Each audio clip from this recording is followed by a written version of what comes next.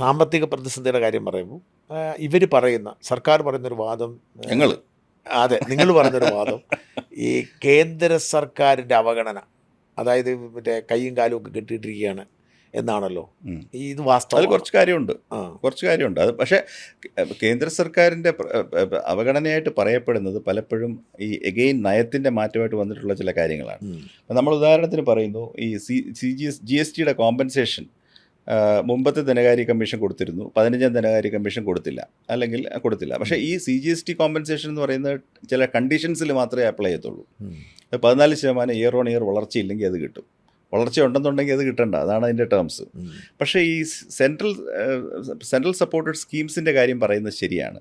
70-30 കടന്നതെല്ലാം എടുത്ത് 60-40 ആക്കി. അപ്പോൾ സ്വാഭാവികമായിട്ട് സ്റ്റേറ്റിനൊരു 10% കൂടുതൽ കമ്മിറ്റ്മെൻറ്റ് വന്നല്ലോ.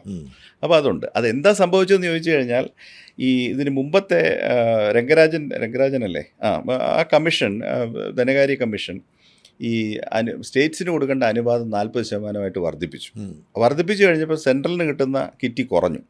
അപ്പോൾ അവർ തന്ത്രപരമായിട്ട് എന്ത് ചെയ്തു, സ്റ്റേറ്റുമായിട്ടെല്ലാം ആലോചിച്ചിട്ട്, അത് തോമസ് ഐസക് ഉള്ള സമയത്താണ്, അവർ പറഞ്ഞു 50-50 സ്കീമിൽ ഇനി മുതൽ സ്റ്റേറ്റ്, അല്ല 70-30 സ്കീമിലെല്ലാം സ്റ്റേറ്റ് ഇനി മുതൽ 40 എടുക്കണമെന്ന് പറഞ്ഞു.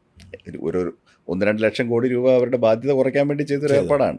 അപ്പോൾ അതൊക്കെ സംസ്ഥാനത്തിന് കൂടുതൽ ബാധ്യത വന്നിട്ടുണ്ടെന്നുള്ളത് സത്യമാണ്. അല്ലാതെ പക്ഷേ കേരളത്തോട് മാത്രമുള്ള അല്ല, അത് കേരളത്തോട് മാത്രമായിട്ട് ഒന്നും ചെയ്യാൻ സാധിക്കില്ല. സെൻട്രൽ സ്റ്റേറ്റ് ഫിനാൻഷ്യൽ റിലേഷൻസ് എന്ന് പറയുന്ന എല്ലാം തന്നെ നോം ബേസ്ഡ് ആണ്. ധനകാര്യ കമ്മീഷൻ്റെ അവാർഡുമായിട്ട് ബന്ധപ്പെട്ടതാണ്. അതിൽ നിന്ന് ഒരു സംസ്ഥാനത്തെ താൽക്കാലികമായിട്ടൊന്ന് ജനിക്കാം.